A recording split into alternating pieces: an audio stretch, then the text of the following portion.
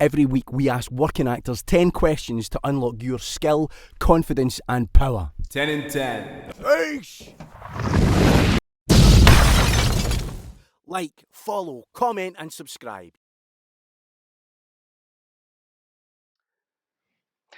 This week on 10 in 10 we have the great privilege of speaking to an actor I have long admired. We met again last year at the BAFTA Scotland Awards, where she came away with Best Actress for her stunning performance in the film White Chamber. Right now you can see her on your screens in The Cry and the Nest. Just weeks ago she starred in Mouthpiece at Edinburgh's Traverse Theatre to national acclaim. Founder of the Edinburgh Youth Theatre, cult star of The Descent, from Star Wars and Filth to the new adventures of Danger Mouse, for No Red Trousers on 10 in 10, the multi-talented, multi-faceted Shauna Macdonald. Shauna, thank you very much for joining us. Thank you for that introduction. We'll start the egg timer. Okay. And I will start with the questions. Why do you act? I act because I still have a great sense of fear every time I do it. It scares me quite a lot. But because of that, and when I feel it's done, when I've done my job as best as I can, there's such a huge sense of achievement. And being an actor allows me to surround myself with stories and surround myself with people who care about making stories. And for some reason, that just gives me a massive buzz. I love the feeling when we're all in a room trying to create this honest story, and the more people put into it, the more it affects everybody else in the space, whether that's the performer and then the director, or when you're working on screen, from makeup to costume, the lighting, the DOP. It's just, there's an amazing sense of something that's so special when you're all just making something up and it becomes a reality. And I just love that. How do you prepare for, firstly, an audition, then a role, and also your first day on set or in the job in theatre? There was something not quite right with the way I absorbed words on the page.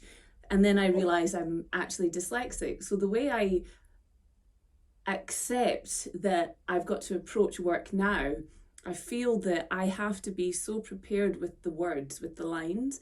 And it doesn't come across like I can't read well, but what it comes across is a very generic general performance if I haven't fully studied it. And it just takes my brain longer to just decipher what is happening on the page. And for a long time, I just thought I wasn't quite as intelligent as my other actors in the room. And I was quite relieved when I realised it's just the way my mind works. So I guess ultimately, I prepare. So the lines are kind of embodied, and that might be the way I write. I have to write pictures, and I have a pen with lots of different colours. So when I glance, my eye just glances. There's a thumbs up sign or a smiley face or like a lightning bolt that I've decided I know what it is. So when I cast my eye on it, I instantly know what to do. I use it a lot in radio, and we did that great radio together, and we got lots of great praise for that, and it was full of pictures for me. Is it different? You've kind of already answered the question, but is it different for theatre and screen and radio? So I find, you know, the more you do something, the better you get at it, really. And it's good, definitely, to learn by your mistakes. But I'm always a wee bit thrown by a theatre audition, because they expect you to have a great knowledge of the play, to be able to talk about it like a director, to have fully formed opinions about things, and do an amazing reading. And like I've said before, they give you the script, they expect you to sight read it. But when I sight read, I just sound like a terrible actor, because it's general, because I don't fully understand. So I have to make sure, and now, maybe with age, maybe with experience, maybe now just not so much caring what people think about me because I'm secure in my own ability, I will say to my agent, you have to tell them specifically what scene they want me to prepare.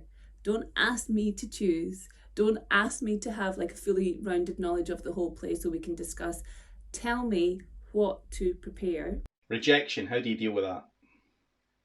I just try not to let it hang over me, because there have been many points in my career where I have actively decided to stop, and then something else comes along. And it's because you want to feel that there's control, but the only control actors have is to say no to jobs. So if you're not even getting asked to do a job, you have no control whatsoever.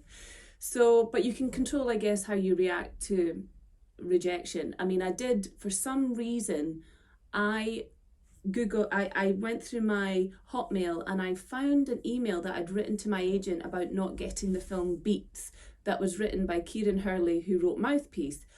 And I've just done Mouthpiece and had awards, and we've done a world tour, and it's been amazing.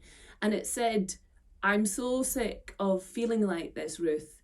I think I have to think of another career." And it was just serendipity that 4 years later I got to do an amazing play written by the same guy that did that film that I didn't get. But you've also, I think, I've also got to be really happy for my fellow female actors who get the job that I didn't get, and that actually does help.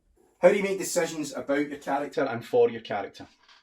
I try and make the script like the absolute rule book, and it's all the facts you have to form your character. It's all in the script.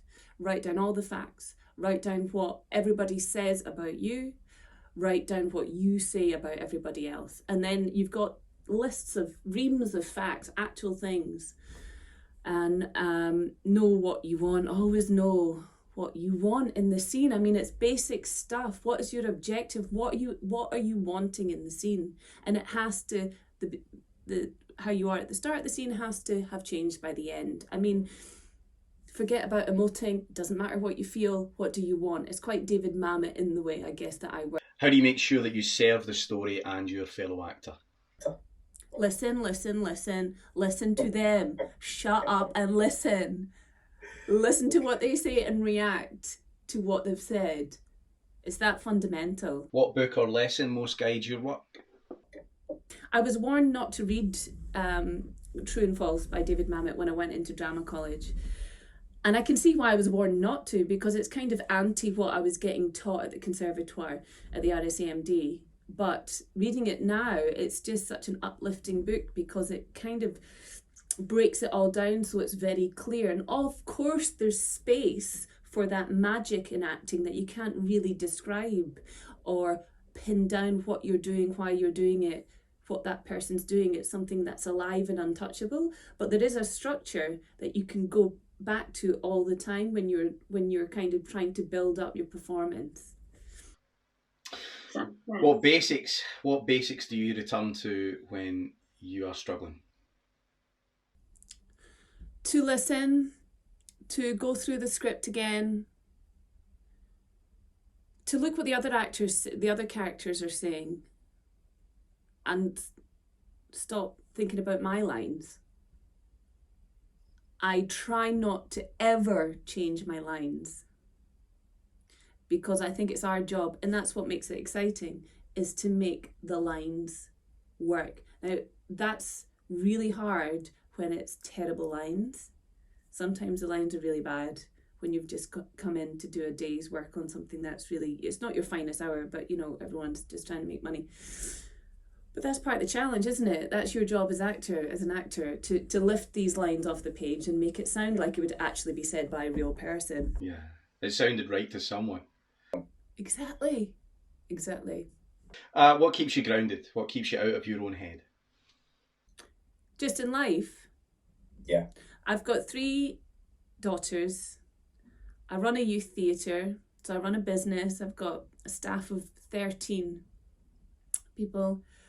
I've got 230 kids that attend this youth theatre every week. I'm constantly thinking of ways to keep them engaged. But I like to be busy. I am my own worst enemy in terms of, I used to run a lot, and then I ran so much that I got bored of running, so I did an Ironman. And for an Ironman, you finish with a marathon. I mean, it's insane. So I do like to keep my body and mind busy. That's why I love acting, because as soon as I get a job, I'm busy. Because you can think about it all the time. It's like I almost crave a script when you've just not had anything creative to work on. You just crave a script.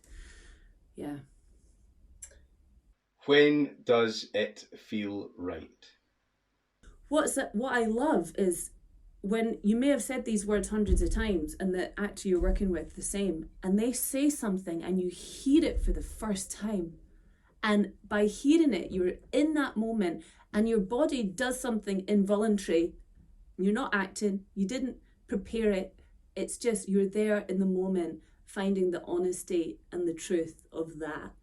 And that's, I guess, what I'm always striving to get.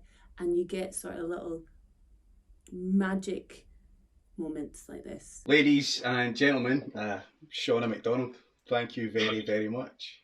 Thank you. That's a